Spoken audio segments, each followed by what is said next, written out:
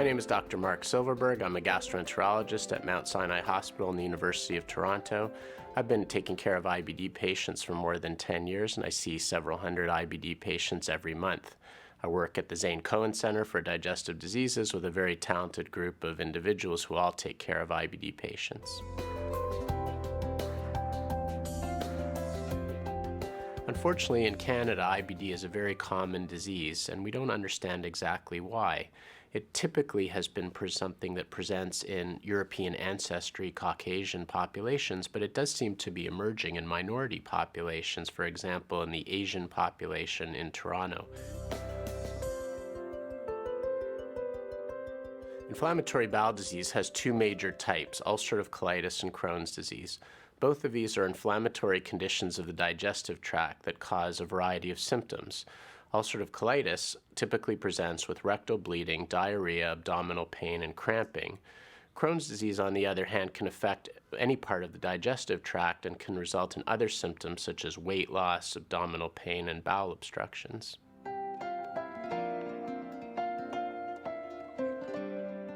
The inflammatory bowel diseases don't have a known cause as yet. We believe that they're caused in someone who has a genetic predisposition that is then exposed to an environmental factor that may cause the disease to present.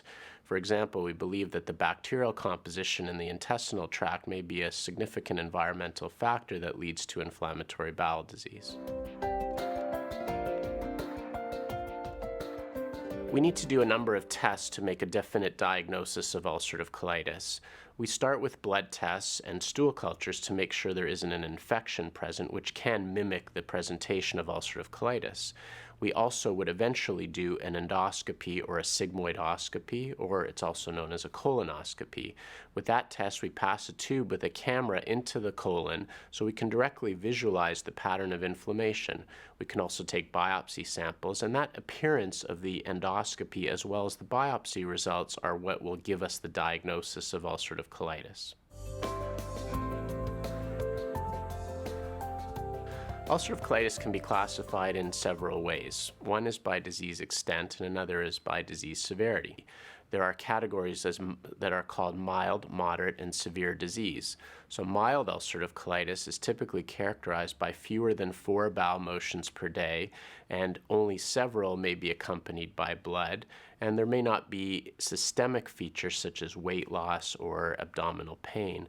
However, there's also the severe end of the spectrum. So severe ulcerative colitis is typically characterized by many bowel motions per day, over 6 to 8, and all of them accompanied by bleeding. And there may also be elevations in certain blood tests that the physician would order, such as the C-reactive protein.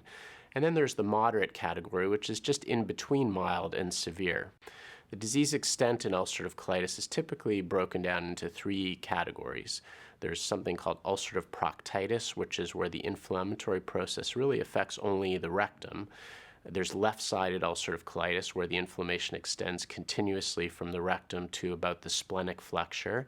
And then there's extensive ulcerative colitis, or sometimes pancolitis, where the inflammation extends beyond the splenic flexure and sometimes all the way around to the cecum.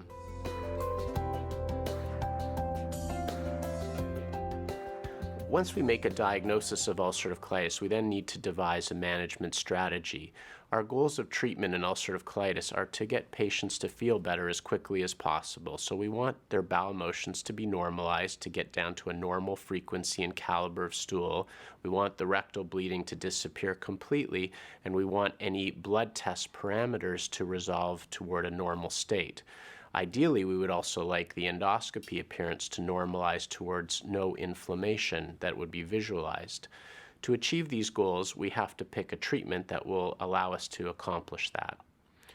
Treatments that we use are typically chosen based on the presentation of the patient. So, for example, if a patient has a milder type of colitis that isn't as extensive, we might pick one type of therapy, whereas a patient that has extensive ulcerative colitis and a more severe presentation would have another form of therapy chosen. With a patient that presents with mild to moderate disease, the typical first-line therapy for ulcerative colitis are the 5-ASA class of drugs, also known as mesalamine. These drugs are topically acting agents that can be taken both orally as well as by enema or suppositories that act to heal the lining of the bowel and stop the inflammatory process. All medications have side effects, but we're quite fortunate that 5-ASA class of therapy has very few side effects and generally are very safe medications. However, there are certain things that you should think about when taking 5-ASA medication. A physician should be monitoring kidney function at least once a year to keep an eye on any issues that may arise there, and extremely rarely there can be complications that affect the pancreas, the liver, or the lungs. So we do recommend that once a year, even patients who are doing extremely well see their physician to review these issues and to tell their doctor if they do have any unusual symptoms while on 5-ASA therapy. We typically prescribe oral 5-ASA initially at a dose of 4 grams per day. Ideally, you want to use medications that have more of the medicine in a single tablet to reduce the pill burden for patients. In addition, giving rectal therapy as an enema or suppository is a very useful approach, and studies have shown that combination of oral as well as topical treatments work better to get patients into remission more quickly. Typically, we recommend treatment for at least 4 weeks with enema therapy to get the maximal benefit and healing of the bowel. However, we recognize that it is difficult for our patients to maintain those types of treatments for a long period of time.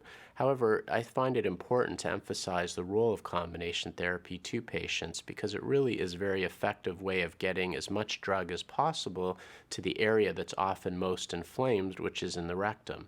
So I find spending a little extra time with the patient to explain the importance of an enema is what gets them to use it more, and they'll find that the benefit helps encourage them to continue using it.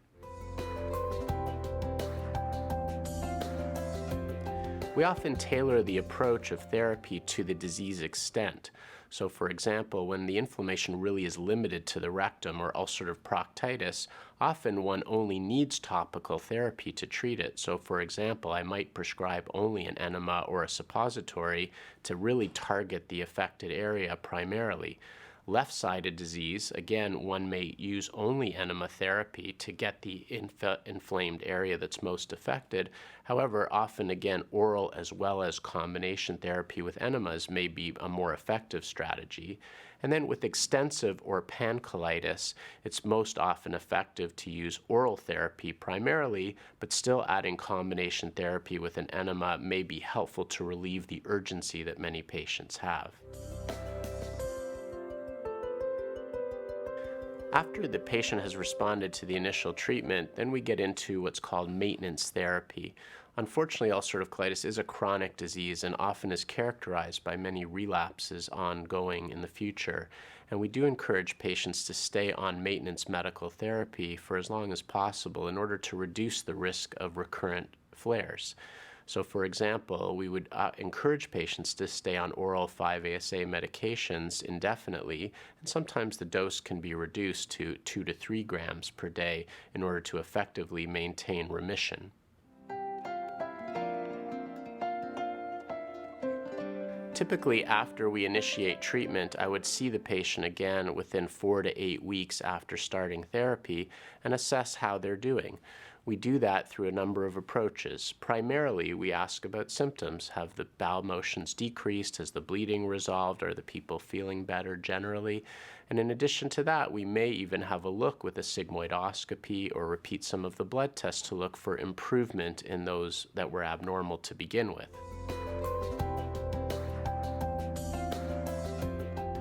Certainly, people are very sensitive about this part of their body. They have a lot of symptoms that are embarrassing to them, and they can be quite nervous discussing this aspect of their health. I do encourage patients to stay on medical therapy in the long term, and that's really to give them some predictability in their life. Otherwise, the disease can flare at inopportune times for the patient, and then they're stuck with dealing with what could be a more serious flare. So staying on regular medication is advisable. What I tell people is that imagine that they had the flare that they just had, and that this comes up right before exams or before they have an important work event. So I think that encourages them to stay on medical therapy, and we do have good evidence that staying on regular medical therapy keeps people in remission in the long term. Additionally, we see that with uncontrolled inflammation, even at low levels, there can be chronic damage done to the colon. There can also be an increased risk of colon cancer with uncontrolled inflammation. And for those reasons, it is important to stay on regular maintenance therapy with 5-ASA medication.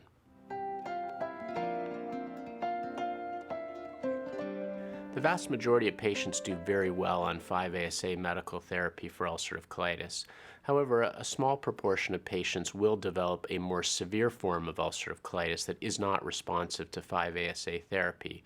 In that case, we do have to progress on to other therapies that are effective for that form of severe disease, but also carry with them some more side effects. Agents like steroids, biologic therapies, and immune suppressants are used frequently and with some success for severe ulcerative colitis. There are a number of naturopathic approaches that people often try for their ulcerative colitis, and generally I don't have a problem with people doing this, although one must realize there's very little scientific evidence that these benefit the patient.